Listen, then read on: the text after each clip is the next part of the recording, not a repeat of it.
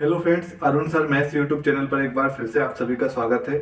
आज की क्लास में हम डिस्कस करने वाले हैं एमपीटेट वर्ग 3 के एग्जाम को लेकर, जो कि 10 नवंबर से आपका एग्जाम स्टार्ट होना है। एडमिट कार्ड अभी तक आपने सबने डाउनलोड कर लिए होंगे और आपको अपने एग्जाम की डेट को लेकर बहुत ज़्यादा क्लियरिटी हो चुकी होगी। एक वीडियो के अंदर किसी एक स्टूडेंट ने मुझे कमेंट किया था, सर हमारी तैयारी तो लगभग हो चुकी है लेकिन अभी भी हमें मैथ्स और इंग्लिश बहुत ज़्यादा दिक्कत दे रहा है। तो आज की इस वीडियो में मैं उसी कमेंट पर बात करने वाला हूं कि आप अगर उस बच्चे के साथ साथ ऐसे कई और बच्चे भी होंगे जिनको मैथ्स और इंग्लिश में ज़्यादा प्रॉब्लम हो रही होगी, तो इन प्रॉब्लम को कैसे हम दूर करें और इन प्रॉब्लम को दूर करते हुए हम कैसे एग्जाम में बहुत अच्छा स्कोर इन सब्जेक्ट के अंदर कर पाएं, आज के इस वीडियो में हम इसी पर डिस्कशन करने वाले हैं।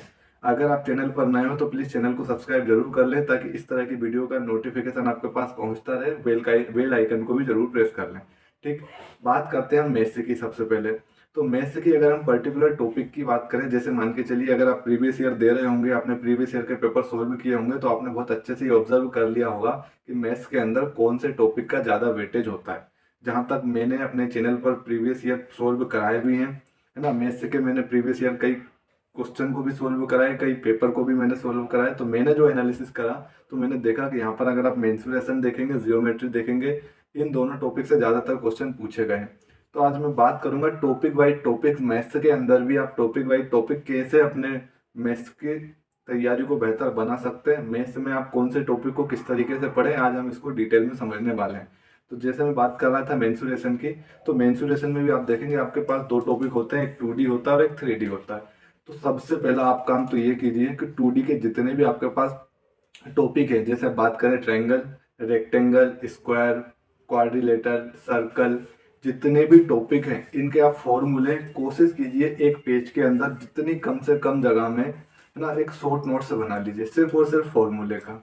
इसी तरीके से आप 3D को उठाइए मेंसुरेशन के अंदर, और 3D के अंदर जितने भी आपके पास टॉपिक है, जैसे मान कर क्यूब है, क्यूबॉइड है, सिलेंडर है, कोन है, इनके पूरे फॉर्मूले आप एक साथ लिख लीजिए। क्योंकि जब मेंसुरेशन का क्वेश्चन आता है, तो जहाँ तक मैंने पढ़ाया भी बच्चों को और आपने भी प्रैक्टिस किया होगा, तो मेंसुरेशन के मैक्सिमम क्वेश्चन फॉर्मूले से ही सोल्व हो जाते हैं। तो मेंसुरेशन में अगर आपको फॉर्मूले अच्छी तरीके से क्लियर है तो मेंसुरेशन आपको बहुत अच्छे से क्लियर हो जाएगा। फॉर्मूले आपको याद नहीं हो रहे हैं तो आप एक जगह उनके शॉर्ट नोट से बना लीजिए, ताकि आप एग्जाम से पहले उनको एक बार अच्छे से देख जाएं, तो आपके माइंड में 90% फॉर्मूले कम से कम रह सके। ठीक, जियोमेट्री की बात करें तो जियोमेट्री के अंदर भी आप देखेंगे यही सब फिगर होते हैं। ठीक है, ट्राइंगल होता है आपके पास, लेकिन जियोमेट्री में ट्राइंगल होता है ना, और लाइन एंड एंगल जो कि सबसे इंपॉर्टेंट टॉपिक है, यहाँ से बहुत सारे क्वेश्चन पूछे जाते हैं। हर बार आप देखेंगे तो यहाँ से एक या दो क्वेश्चन पूछा जाता है। पॉलीगन जो चैप्टर है, पॉलीगन चैप्टर में भी पूछा जाता है ना, नंबर ऑफ डायगोनल फाइंड कीजिए, या एक्सटर्नल एंगल दिया हो तो इंटरनल एंगल निकालिए, है ना। तो ये जो पॉलीगन की जो बेसिक प्रॉपर्टीज होती है, इसमें जो जो टॉपिक होते हैं, आप कोशिश कीजिए एक पेज के अंदर पूरे पॉलीगन की जितनी भी सारी प्रॉपर्टीज है वो आप एक जगह नोट कर लीजिए।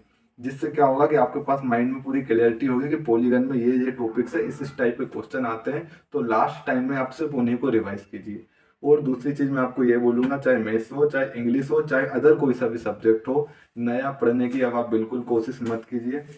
हाँ, करेंगे भी तो आप कोशिश तब करेंगे जब आप पुराना जितना अभी तक आप पिछले एक दो महीने से तैयारी कर रहे हैं, उन सबका अगर आप रिवीजन अच्छे से कर पाए तो पहले आप रिवीजन पे फोकस कीजिए, और इसके बाद आप क्या करेंगे, हाँ, इसके बाद आप नया पढ़ने की कोशिश करेंगे।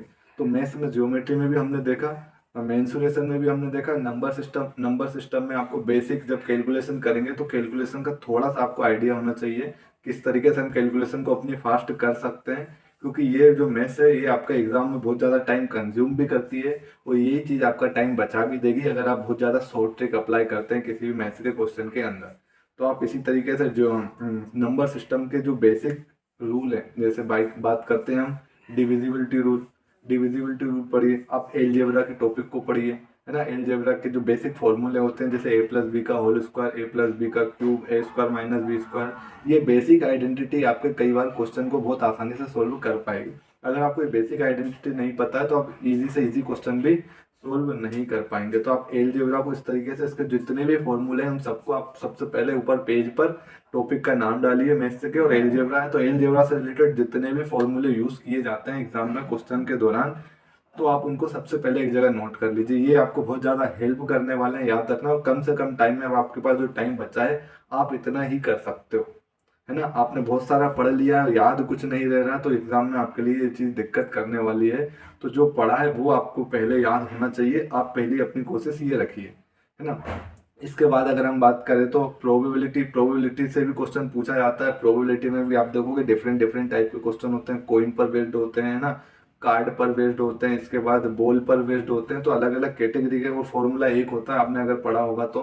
प्रोबेबिलिटी का ज़्यादा कॉन्सेप्ट है नहीं, तो आप थोड़ा जितना कॉन्सेप्ट है और जितना फॉर्मूला है उसको एक जगह लिख लीजिए, और अलग अलग टाइप के क्वेश्चन को अलग अलग सेपरेट करके एक शॉर्ट नोट से बना लीजिए। ये शॉर्ट नोट आपको पेपर के एक दिन पहले बहुत ज़्यादा हेल्पफुल होने वाले हैं। प्रोबेबिलिटी के बाद यहाँ से क्वेश्चन उससे भी पूछा जाता है, स्टैटिक्स से, है ना। स्टैटिक्स से मीन, मोड और मीडियन, यहाँ से भी क्वेश्चन पूछा जाता है। तो आप इनके भी बेसिक को एक साथ लिखिए, और इनमें भी बहुत सारे फॉर्मूले होते हैं। मीडियन के अलग फॉर्मूले होते हैं, मीडियन में भी जब नंबर ऑफ टर्म्स ओड होती है तब अलग फॉर्मूला होता है, नंबर ऑफ टर्म्स जब इवन होती है तब हम अलग तरीके से निकालते हैं। तो आप इस तरीके से इनको थोड़ा सा अंडरस्टैंडिंग क्वेश्चन को सोल्व करते समय आपको हो जाती है। तो आप थोड़ा सा इनको अच्छे तरीके से अंडरस्टैंड करें, है ना, कैसे हमें सोल्व करना है, और केस पूरा बेसिक बेसिक आप समझे। मेरे कहने का मतलब मैथ्स में जो भी अब बेसिक है आप उस पर फोकस कीजिए, और जितने भी बेसिक फॉर्मूले हैं उनको तो आपको पता ही होना चाहिए, बिल्कुल ऐसा याद होना चाहिए कि एग्जाम में जैसे ही आपको लगे कि हाँ ये फॉर्मूला यूज होगा तुरंत आप लगा दें, है ना। वहाँ सोचने में अगर आपने टाइम लगाया या कन्फ्यूजन में अगर आप रहे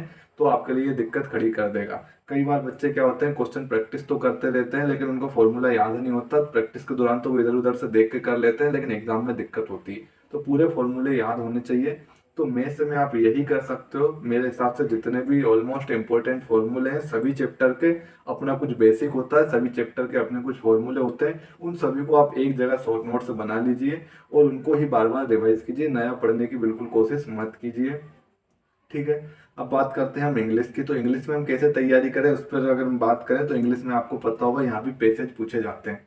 पैसेज में आपसे ग्रामर का पोर्शन भी पूछा जाता है, तो आप बेसिक ग्रामर के रूल याद कर लीजिए, जैसे नाउन, प्रोनाउन, एडजेक्टिव, एडवर्ब, ये ग्रामर होते हैं। आप अब इनको पढ़ने के लिए पहली चीज तो कोशिश कीजिए कि किसी एक ऐसी बुक से पढ़िए, ये बहुत जल्दी आप उनको जल्दी जल्दी, अब आपको इतना डिटेल में पढ़ने की जरूरत नहीं है। अब अपना ओवरव्यू बनाइए कि हाँ नाउन में आपके पास इतने इतने टाइप के नाउन होते हैं, है ना, ये उनके एग्जाम्पल होते हैं, उससे रिलेटेड एग्जाम्पल भी आप एक दो सोल्व कर सकते हैं। तो इस तरीके से अब आप ओवर मैप कीजिए अपने माइंड को, या अपने माइंड में एक मैपिंग बनाइए, है ना, कॉन्सेप्ट के लिए कि हमें पढ़ना कैसे है और किस तरीके से पढ़ना है। अब बहुत ज़्यादा पढ़ने जाओगे तो आप कंफ्यूज ही होगे, और जितना ज़्यादा नया पढ़ोगे उतनी ज़्यादा आपको दिक्कत होगी। तो इंग्लिश में आप सबसे पहले जितने भी ग्रामर वाला पोर्शन है उन सबको भी शॉर्ट नोट्स के द्वारा उनके टाइप लिख लीजिए, टाइप का एक छोटा छोटा एग्जाम्पल लिख लीजिए, और उन्हीं को बार बार रिवाइज कीजिए। पैसेज पूछा जाता है तो पैसेज की कोशिश कीजिए कि आप कितनी तेज स्पीड में पढ़ पा रहे हो। और पैसेज करने का मैंने एक और तरीका आपको बताया था जो पिछली वीडियो में ही मैंने आपसे डिस्कस किया था, कि आप पैसेज पढ़ने से पहले आप पैसेज के बाद जो क्वेश्चन आपको दिए होते हैं आप उनको पहले रीड कीजिए। जब आप क्वेश्चन के रीड करेंगे इसके बाद आप रीड कीजिए पैसेज को। पैसेज को रीड करने के बाद अगर आप क्वेश्चन रीड करते हैं तो आपको फिर क्या डबल से पैसेज रीड करना पड़ेगा, जिससे टाइम बहुत ज़्यादा खराब होने वाला है। और आपको पता है एग्जाम में आपके पास इतना टाइम नहीं बचता है, जो है ना, जिसमें आप इतना टाइम दो, कम से कम टाइम देने की कोशिश करना। जो आपको ज़्यादा दिक्कत हो रही है जिस क्वेश्चन में, उसको तुरंत स्किप करके आगे बढ़ जाना। तो इंग्लिश की तैयारी आप इस तरीके से कर सकते हैं, और प्रैक्टिस कीजिए। आपके पास जितना भी टाइम बचा है क्वेश्चन कीजिए, प्रैक्टिस कीजिए, और नए से पढ़ने से बिल्कुल बचिए। नया पढ़ना आपके लिए बहुत ज़्यादा हानिकारक है आज के टाइम पे, है ना। नया आप तभी पढ़ना जब आपको पुराने जो भी आपने पढ़ा है पिछले 1.5-2 महीने की तैयारी में, जो आपको 100% जो पढ़ा है वो आपके माइंड में अगर है तो आप नए पे जा सकते हैं, अदरवाइज आप नए टॉपिक पर तरफ बिल्कुल ध्यान मत दीजिए, ठीक है।